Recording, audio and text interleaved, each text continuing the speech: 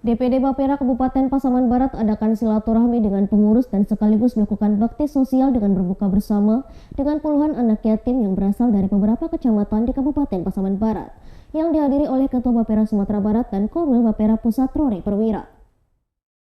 Acara berbuka dan menyantuni sejumlah anak yatim yang diadakan DPD Bapera Kabupaten Pasaman Barat dihadiri sejumlah pengurus yang ada di Pasaman Barat, juga dihadiri Ketua Bapera Sumatera Barat II Apriyatna dan Korwil Bapera Pusat Rory Perwira.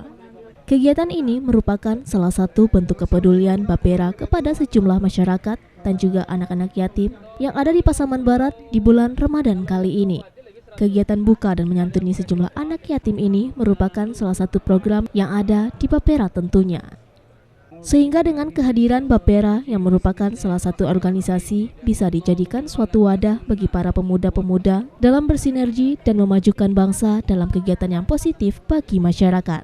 Menurut Ketua Bapera Sumatera Barat II Apriyatna, silaturahmi dan menyantuni puluhan anak yatim juga membahas visi dan misi Bapera ke depannya, diantaranya membentuk kepengurusan DPD dan DPC Bapera dari 19 kabupaten kota yang ada di Sumatera Barat.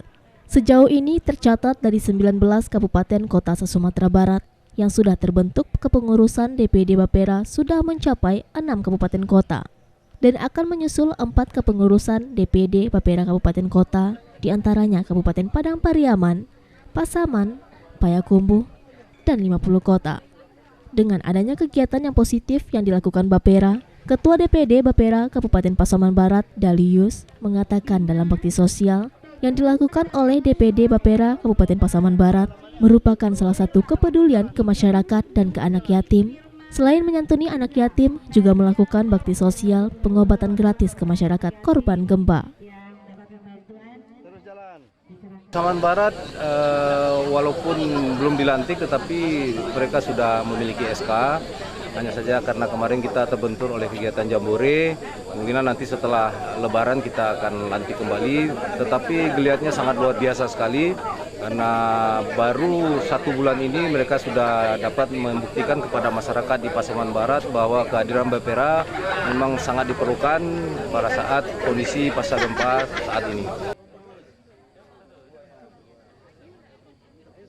Dari Pasaman, Sumatera Barat, Aryo Hanas, iNews melaporkan.